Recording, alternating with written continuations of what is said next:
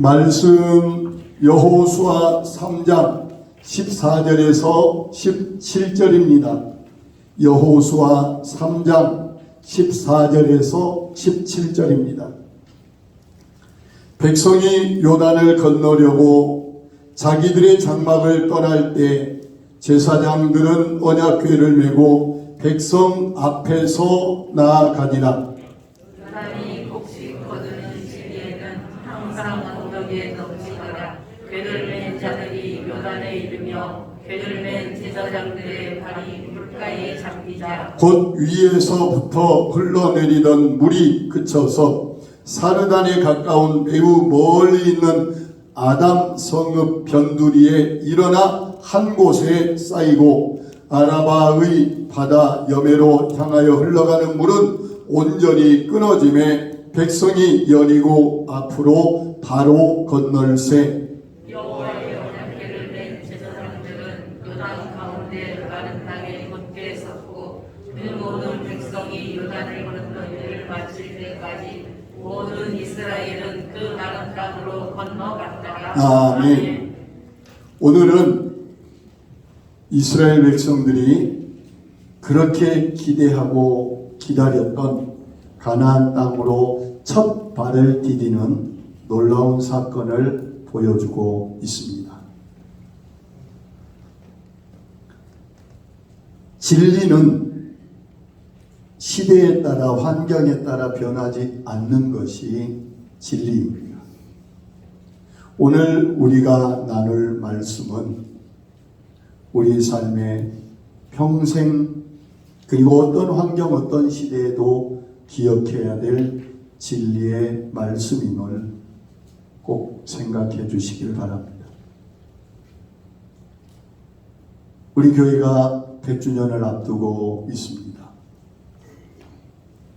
우리 교회의 지나온 삶들에 대한 감사와 앞으로 남은 날들과 또 100주년 이후에 하나님의 비전을 이루어 나갈 200주년을 향하여 우리가 어떻게 가야 될 것인가 하는 그 질문에 대하여 하나님께서 우리에게 주신 첫 번째 응답입니다.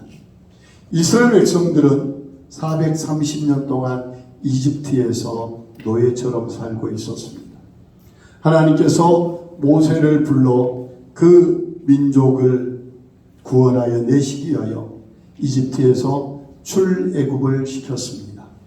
홍해를 건너 광야에 이른 그들은 40년 동안 광야를 방황하며 지내게 됩니다. 1년도 못 되면 갈 수 있는 지리학적 거리였지만 그 백성들은 광야에서 40년 동안 있어야 했습니다.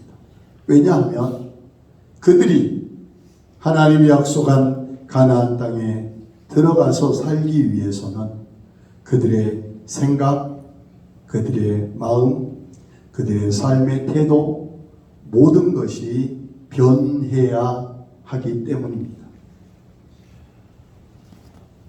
새 술은 새 부대에 담아야 된다는 주님의 말씀처럼 이 백성들이 가나안 땅에 들어가 살기 위해서는 새로운 마음이 필요했고 새로운 생각과 새로운 삶의 태도가 필요했기 때문에 하나님은 40년 동안 광야에서 그들을 훈련시켰습니다.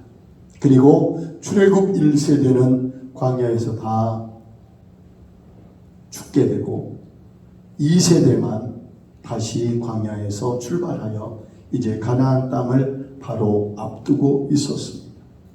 꿈에 그리던 그곳, 이제 목표물이 바로 앞에 있습니다. 그런데 웬걸요? 그들을 가로막는 거대한 물줄기가 있었습니다. 그것이 바로 어떤 강이죠? 요단강이었습니다. 그런데 여기 성경의 15절에 보면 곡식을 거두는 시기,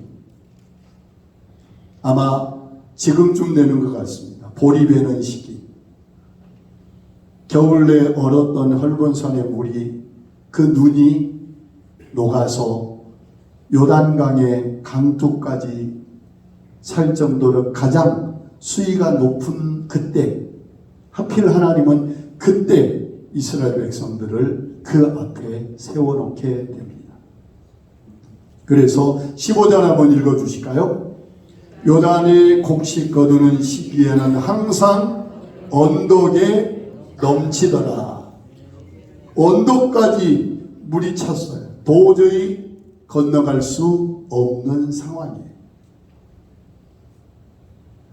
하나님은요, 극한 상황까지 우리를 끌고 갈 때가 많아요. 왜 그럴까요? 그런데 이러한 상황에 하나님께서는 그들에게 말씀합니다. 언약궤를 맨 제사장들을 따라서 건너갈 수 있을 것이다.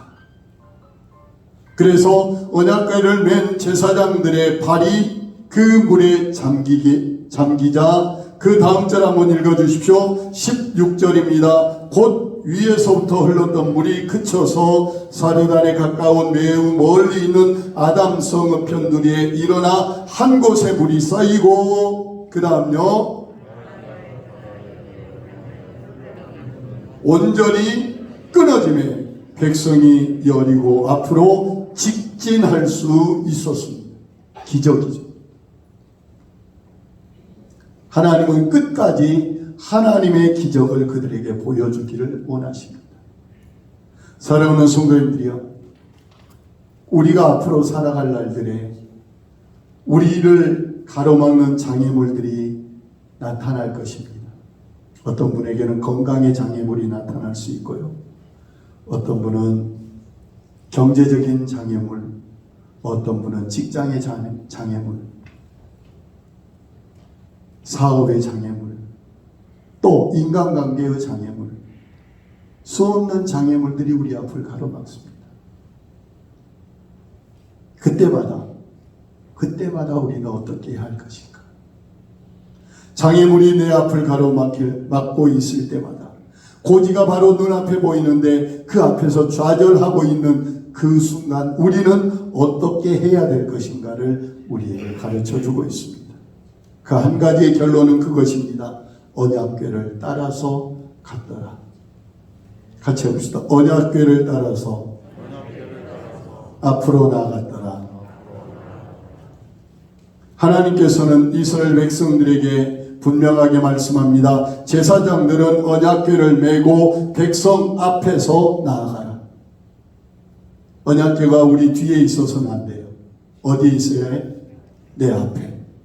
내 앞에 언약궤를 맨 제사장들이 앞에 가고 뒤에서 백성들은 따라갔습니다. 그들이 가나안 땅에 들어가자 거대한 성벽이 그들을 가로막았습니다. 여리고 성입니다. 그 여리고 성 앞에 있을 때 그들에게 하나님은 말씀합니다. 언약궤를 맨 제사장들을 앞세우고 성을 7번 돌아라. 제사장들이 언약궤를 메고 앞서가고 뒤에서 백성들은 따라가고 7번 성을 돌고 7번째 날에 그들이 외칠 때 그 여리고 성도 역시 무너져 내렸습니다. 성경에 보면 하나님의 언약궤를 메고 전쟁에 나갈 때 승리가 있었습니다. 하나님의 언약궤를 메고 앞으로 나가는 곳에는 하나님의 함께 하심으로 말미암아 항상 그들은 승리하였던 것입니다. 무엇입니까? 우리 앞으로 나온 날들, 내가 앞으로 살아갈 날들에게 어떻게 살아야 될 것인가? 바로 하나님의 언약궤를 내 앞세우고 나를 앞세우고 간다면 우리 앞에 형통함이 있게 될 것을 분명히 믿습니다. 우리가 우리의 삶에서 실패할 때 이유가 있습니다. 그것은 나의 경험, 나의 생각, 나의 능력, 나의 재능, 우리는 뒤의 것을 보지만 중요한 건 내가 앞서게 되는 때는 다 실패할 수밖에 없습니다. 세상 사람들은 나를 앞세우라고 말합니다. 하나님이 없는 곳에서는 나를 드러내라고 말합니다. 그러나 그것은 진리가 아닙니다. 하나님은 언제나 나를 낮추라고 말합니다. 하나님을 앞세우라고 말합니다. 그것이 믿는 자와 믿지 않는 자의 차이입니다. 세상에서는 내가 몸부림치며 내가 이게 세상의 원리이지만 하나님 앞에서는 하나님께서 여호와께서 주님께서 주어가 달라져야 돼요. 같이 합시다. 내 인생의 주어를 바꿉시다. 내가에서 하나님께서, 내가에서 주님께서, 이 주어가 바뀌는 삶이 우리의 삶의 형통으로 이끄는 삶이 될 줄로 믿습니다. 바로 언약궤를 앞세우고 그들이 나갈 때 하나님은 그들과 함께 하셨고 엄청난 물마저도 끊어지게 만드는 역사를 보게 됩니다. 그런데 왜 언약궤입니까? 언약궤가 도대체 무엇입니까? 첫 번째, 그 언약궤 속에는 세 가지가 들어 있었습니다. 첫 번째, 하나님께서 이스라엘 백성들에게 주셨던, 모세가 시내산에서 받아왔던 뭐죠? 10계명의 두 돌판이 언약궤 속에 들어 있었습니다. 하나님께서 우리에게 주신 계명입니다. 명령입니다. 반드시 지켜야 되는 것입니다. 어떻게 살아야 되는지를 가르쳐 주시는 지침입니다. 그것이 바로 10계명인데 그것이 그 언약궤 속에 들어 있습니다. 이 10계명은 하나님 자신을 상징합니다. 그래서 하나님께서 그 언약궤와 함께 하심을 보여줍니다. 두 번째, 그 안에 들어있는 것, 40년 동안 광야에서 그들이 먹었던 만나가 들어있는 항아리였습니다. 만나가 들어있었습니다. 그 만나는 가나안 땅에 들어가서 그들이 첫 농사를 짓고 그 땅의 소산을 먹을 때 비로소 하늘에서 내리던 만나가 그쳤습니다. 아이들 영화에 하늘에서 음식이 내린다면 이라는 영화가 있습니다. 그건 소설처럼 없는 상상의 이야기를 써놨지만 하나님께서는 40년 넘게 광야에서 만나를 내려줬어요. 그래서 이스라엘 민족은 그 만나에 대하여 감사를 잊을 수가 없었습니다. 그래서 그것을 기념하기 위하여 만나를 언약궤 속에 담아놓게 하셨던 것입니다. 그런데 신약 성경에 보니까 요한복음 6장 이하에 예수 그리스도는 하늘에서 내려온 생명의 떡이다라고 말씀하십니다. 우리 번역이 떡입니다. 더 정확한 번역은 밥입니다. 식량입니다. 예수님은 우리가 매일같이 먹어야 되는 식량이십니다. 매일같이 나의 양식이 되어주십니다. 예수님이 생명의 양식이 되어 우리에게 찾아오셨습니다. 그래서 우리를 살게 해 주셨습니다. 예수님을 먹는 자는 사망에서 생명으로 옮겨지는 구원의 역사가 있게 된 것을 성경은 보여주고 약속하고 있습니다. 만나는 누구든지 이방인이라 할지라도 그들 가운데 속한 사람들은 누구든지 아침에 눈을 뜨고 밖에 나가면 아무 조건 없이 자기가 막 필요한 양을 가지고 올 수 있었습니다. 내가 노력하지 않아도 됐어요. 그래서 그 만나를 통하여 하루를 살고 그 다음날 또 하루를 살고 하루 살아가는 그 생활이 40년 넘게 지속될 수 있었던 것입니다. 무엇입니까? 예수님께서 이 땅에 오셔서 인류를 구원하시기 위하여 십자가에 지시고 십자가에서 죽으시고 부활하신 구원의 역사는 누구든지 예수 믿으면 멸망치 않고 영생을 얻게 하겠다는 만나와 똑같은 살 길을 열어주시는 양식이 되는 것입니다. 그래서 만나는 예수 그리스도를 보여주고 있습니다.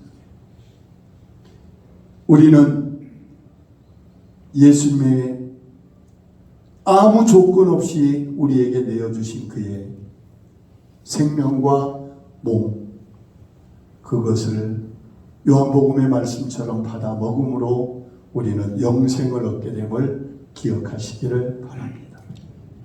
나 같은 죄인 살려주신 주님의 은혜가 고맙습니다. 세 번째 들어있는 것이 뭐냐면 아론의 손에 있었던 지팡이였습니다. 어느 날 이스라엘의 12지파가 있는데 그들이 모세와 아론을 향하여 대들기 시작합니다. 하나님이 왜 너희들만 명령하게 하느냐? 왜 너희들만 우리의 인도자로 되어 있느냐? 진짜 하나님께서 너희를 선택한 게 맞느냐? 라고 모세와 아론에 대하여 대항합니다. 그때 모세는 그렇게 말합니다. 각 12지파 대표들은 마른 막대기 하나씩을 다 가져와라.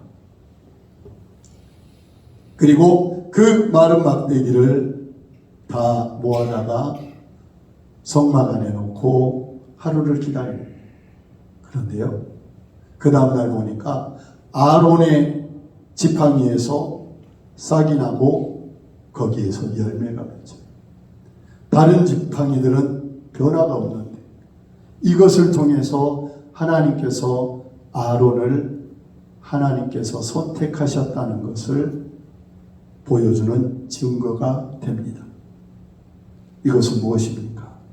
하나님께서 우리를 나의 삶을 이끌고 가시기 위하여 친히 보이지 않아도 느껴지지 않아도 일하셔서 말라버린 막대기 같지만 그곳에서 생명을 주신 같이 나를 이끌고 가시고 나를 살게 하시는 성령을 보여주고 있습니다. 사랑하는 성도님들이요, 언약궤를 따라갈 때 그 언약궤 속에는 성부, 성자, 성령의 하나님께서 그와 함께하고 있음을 내용물로서 상징적으로 보여주었습니다. 그런데요, 더 중요한 것은 출애굽기 37장에 보면 언약궤를 만드는 과정에 대하여 자세하게 설명합니다. 거기에는 옛날 성경에 보면 조각목이라는 표현을 쓰고 있는데 우리나라로 보면 아카시아 나무 같은 종류예요. 아카시아 나무는 건축 자재로도 쓸 수 없고요, 쉽게 쪼개지고 갈라지고 아무데도 쓸 데가 없는 나무예요. 그래서 땔감밖에 쓸 데 없는 그런 나무, 그것이 이스라엘의 조각목이었는데 하나님께서는 감람나무도 있고 뭐 백향목도 있고 수많은 좋은 재료들이 많지만 하필 조각목을 가져다가 그것으로 법궤, 언약궤를 만들어라 라고 말씀하셔요. 왜 그럴까요? 하나님께서는 우리 한 사람 한 사람을 선택하실 때 쓸모가 있어서 저 사람이 훌륭해서 능력이 많아서가 아니라 그 자체로 쓸모가 없고 땔감밖에 쓸모가 없지만 하나님께서 그를 선택해서, 그런데 조각목 자체로는 아무 쓸모가 없지만 그 위에 한 가지 놀라운 건 금으로 그 조각목을 싸게 만들어서 금을 입혀라. 같이 해봅시다. 금을 입혀라. 그래서 순금으로 안팎을 다 싸고 나니까 그것이 번쩍번쩍 빛나는 금 상자가 된 거예요. 황금 상자. 금보다 귀한 믿음은 참 보배가 됩니다. 금은 언제나 우리들이 가지고 있는 믿음을 의미합니다. 아무짝에 쓸모없는 조각목 같은 우리가 예수 그리스도를 믿고 하나님을 믿음으로 그것이 하나님 앞에서 금처럼 귀하게 여김받고 보화처럼 귀하게 여김받고 하나님 앞에서 반짝반짝 빛나는 모습으로 인정이 돼서 하나님께서 그 안에, 내 안에, 믿음으로 감싸져 있는 내 안에 십계명과 만나와 아론의 지팡이로 성부, 성자, 성령을 내 안에 담고 다니는 성전이 되게 하셨습니다. 그러면서 이제는 예전에는 언약궤가 내 앞에서 인도했지만 성령 하나님 예수 그리스도의 이후로 우리 안에 친히 하나님이 오셔서 나의 삶을 이끌고 가시고 인도해 가시는 것을 보게 됩니다. 사랑하는 성도님들이요, 우리는 하나님 앞에서 그리고 세상에서 부족하고 연약합니다. 장애물이 만나고 어려움을 만날 때마다 좌절하고 쓰러질 수밖에 없는 우리들이지만 내 안에 계신 하나님, 우리와 함께 하신 하나님, 그 하나님을 내가 앞세우기만 한다면, 하나님께서 라는 주어가 바뀌기만 한다면 내 삶의 요단강은 열려질 줄로 믿습니다. 내 앞에 여리고성도 무너져 내릴 줄로 믿습니다. 우리 인생의 장애물은 분명하게 치워지고 마른 땅처럼 요단강을 건너는 역사가 우리 삶에 분명히 있게 됨을 기억하시기를 바랍니다. 사랑하는 성도님들이요, 하나님은 우리를 복되게 인도하시기를 원하십니다. 그러므로 우리의 남은 삶을 하나님의 인도하심을 따라 살아가기를 간절히 축복합니다. 이스라엘 백성들이 언약궤를 앞세우고 나갈 때마다 승리와 형통함을 보았던 것처럼 우리도 삼위일체 하나님을 앞세우고 나갑시다. 내 안에 계신 성부, 성자, 성령 하나님, 그 하나님을 항상 기억하고 인정하고 범사의 그를 의지하며 나갈 때 하나님께서는 우리의 삶을 형통으로 인도하실 줄로 믿습니다. 사랑하는 성도님들이요, 우리 교회도 100주년을 준비하는 과정, 그리고 그 이후에도 변함없이 성삼위 하나님, 하나님의 언약궤가 우리 앞서 행하는 그런 교회가 되기를 축복합니다. 같이 기도하겠습니다. 하나님, 하나님께서는 모든 장애물에 해결할 방법을 주셨는데 그 모든 장애물을 해결할 방법은 오직 하나님께서였습니다. 하나님의 언약궤를 앞세운 이스라엘 백성들은 모든 장애물을 이기고 형통하게 되었던 것처럼 우리 인생의 장애물을 만날 때마다 하나님의 언약궤, 하나님을 앞세우고 하나님께서라는 주어를 바꾸어서 장애물을 헤쳐나가는 믿음의 사람들이 되게 하여 주시옵소서. 내가 해서 하나님으로 주어를 바꾸는 우리 인생이 되어질 때 요단강이 열리게 될 걸 믿습니다. 여리고성도 무너질 걸 믿습니다. 인생의 전쟁에서 승리하게 될 걸 믿습니다. 하나님, 우리의 삶에 언약궤를 앞세우고 그 언약궤를 따라가는 믿음은, 그 믿음이 우리 안에 충만케 하옵소서. 예수님 이름으로 기도하옵나이다. 아멘.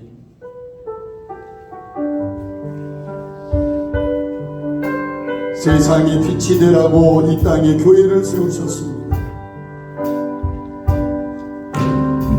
세상에 빛이 되라고 예수님 보혈을 흘리고 교회를 세워 두셨네.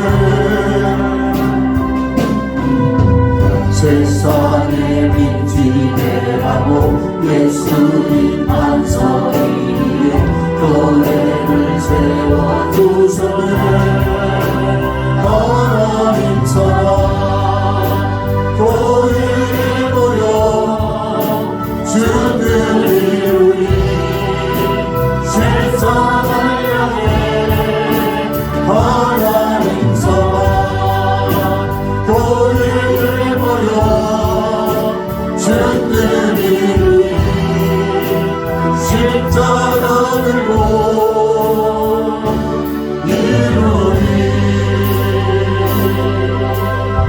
이제는 우리 교회의 머리가 되신 예수 그리스도의 은혜와 우리의 삶의 모든 순간순간 함께 하시고 사랑으로 감싸주시며 이끌어주시는 하나님의 놀라우신 사랑하심과 매 순간 모든 환경, 모든 삶을 살피고 우리를 돕기 위하여 내 곁에서 가르쳐 주시고 생각나게 하시고 깨우쳐 주시는 성령 하나님의 교통하여 주시는 역사가 언약궤 성삼위 하나님을 앞세우고 의지하며 그를 따라가며 삶의 모든 위기 때마다 하나님께서 해결해 주시기를 바라는 사랑하는 성도들 머리 위에와 삶 가운데 우리 교회와 다음 세대 위에 영원히 함께 계시기를 간절히 축원하옵나이다. 아멘.